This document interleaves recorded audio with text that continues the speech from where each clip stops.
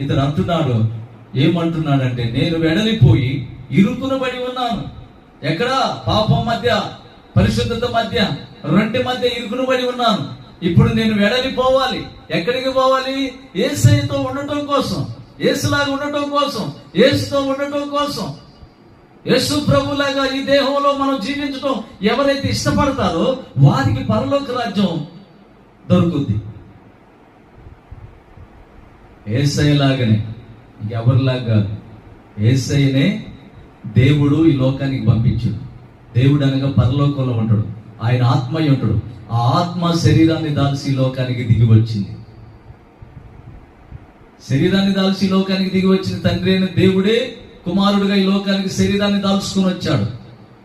ఆ కుమారునికి పరిశుద్ధాత్ముడు అనగా ఆత్మ ఆయనకు తోడై ఉండటమే ఈ లోకంలో